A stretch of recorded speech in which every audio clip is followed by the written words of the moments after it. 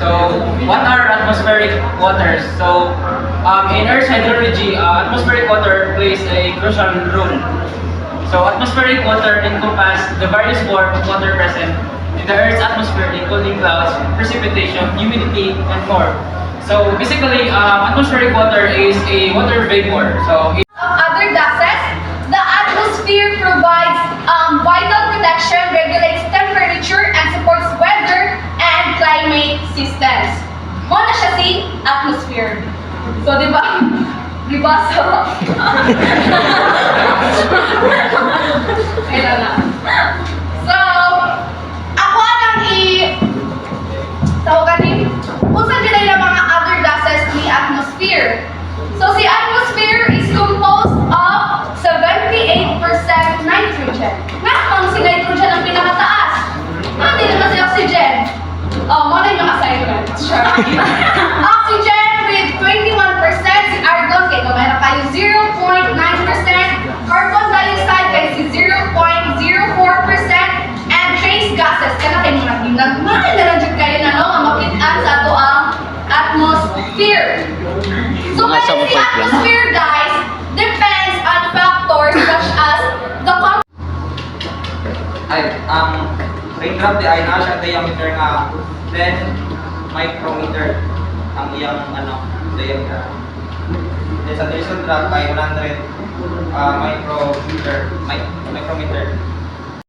So this topic will be well in order to know how the sun interacts to our planet, which is the Earth.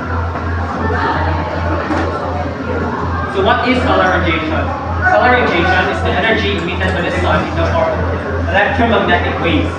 It is the primary source of energy for the Earth and drives weather patterns, climate, and life. So from the previous reporters, we understand that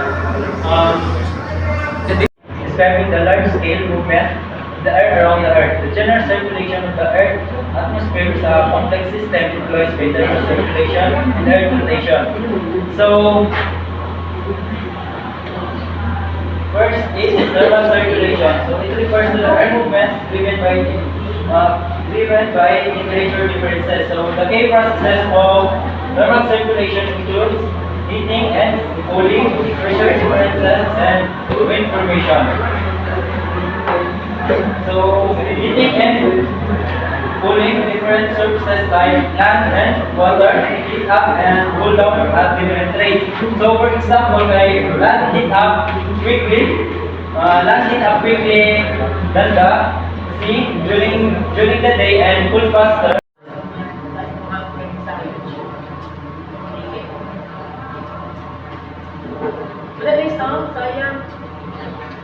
Inerate na lang.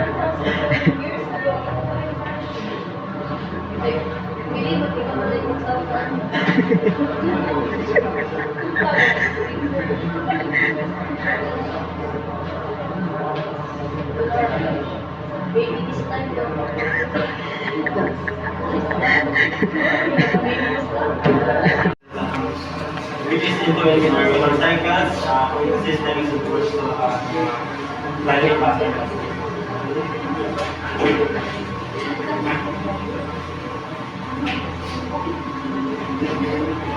So, the temperature varies across the globe due to several key factors.